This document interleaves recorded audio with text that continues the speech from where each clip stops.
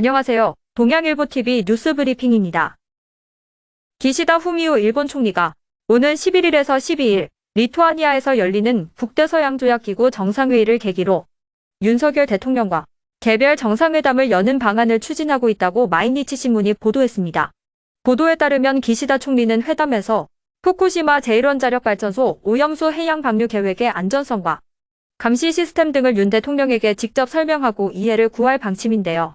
아울러 나토의 아시아 태평양 파트너국인 한국, 일본, 호주, 뉴질랜드 정부는 이 기간에 4개국 정상회담을 개최하는 방안도 조율하고 있는 것으로 알려졌습니다. 기시다 총리뿐만 아니라 하야시 요시마사 외무상도 올여름께로 예고된 오염수 방류를 앞두고 외교전에 나섰는데요. 하야시 외무상은 박진 한국 외교부 장관, 친강 중국 외교부 장과 회담에서 방류 계획을 설명할 예정입니다. 여야가 후쿠시마 오염수 방류 계획이 국제안전기준에 부합한다는 결론을 내린 국제원자력기구 종합보고서를 두고 상반된 평가를 하며 정면 충돌했습니다. 국민의힘은 IAEA의 공실력, 보고서의 신뢰성을 부각하는 한편 더불어민주당의 오염수 방류 반대에 정치적 의도가 깔려있다고 비판하면서 선전과 선동을 중단하라고 촉구했는데요. 김기현 대표는 보고서를 못 믿겠다고 주장하는 데 대해 그 이면에는 윤석열 대통령에 대한 탄핵과 정권 퇴진, 총선 전략이라는 목적이 숨겨져 있을 것임이 분명하다고 주장했습니다. 한편 민주당은 IAEA 보고서에 문제가 있다고 지적하는 동시에 우리 정부 대응도 잘못됐다는 점을 집중적으로 부각하면서 오염수 방류 저지를 위한 총력 대응에 나섰는데요.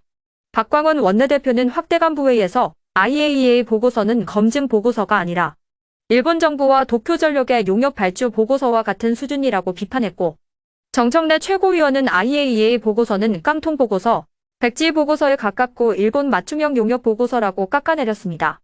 민주당은 오늘부터 오염수 방류 반대 국회 철야 농성도 벌일 예정입니다.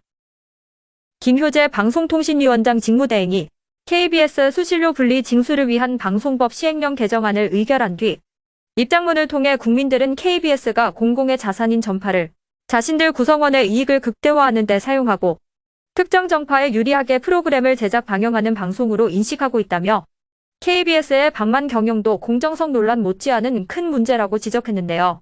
김 직무대행은 KBS가 2010년 수신료 인상을 추진하면서 당시 부사장이 기자회견을 통해 2014년까지 전체 인원 가운데 37%에 달하는 인건비 비중을 29.2%까지 줄이겠다고 공개적으로 약속했지만 약속을 지키지 않았고 2020년 기준으로 36.8%였다고 말했습니다.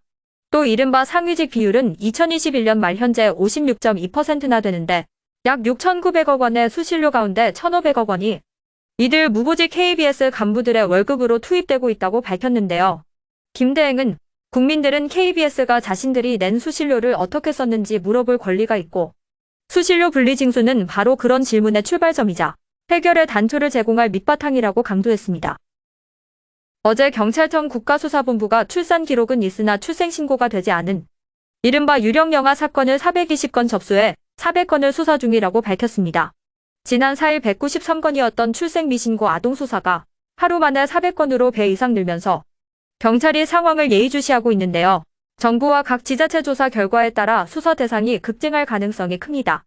접수된 출생 미신고 아동 가운데 15명은 사망한 것으로 확인됐는데요. 이 중 8명에 대해서는 범죄 혐의를 발견해 경기남부경찰청 등이 수사 중이고 5명은 혐의 없음으로 수사를 종결했습니다. 수원에서 숨진 채 냉장고에서 발견된 2명은 친모에 의해 살해된 정황이 확인돼 검찰에 송치했는데요. 소재가 파악되지 않은 353명은 수사를 통해 생사를 확인하고 있습니다. 전국시 도경찰청별로는 경기남부경찰청이 94건으로 가장 많고 서울청과 대전청 38건, 경남청 33건, 인천청, 충남청 29건, 경북청 23건, 전남청 21건, 부산청이 19건을 수사하고 있습니다. 충북청은 현재 14건을 수사 중입니다. 충주시가 공연 유통시장 활성화를 위해 충주문화회관과 엠발레단이 주관하는 안중근, 천국에서의 춤 공연을 오는 26일에서 27일 오후 7시 30분 문화회관에서 1일 2회 공연으로 무대에 올립니다. 해당 공연은 충주시와 광명문화재단, 마포문화재단, 성남문화재단, 엠발레단이 함께 추진하는 사업인데요. 이번 공연은 엠발레단 창작 발레로 안중근 의사의 삶을 폭발적인 역동성과 가슴 사무치는 감동으로 그려냈다는 평을 받으며 예술적 독창성과 교육 역사적 가치를 인정받는 작품입니다. 예매는 내일부터 인터파크에서 가능하고 전석 1만 원 유료 공연으로 진행됩니다. 지금까지 뉴스 브리핑이었습니다.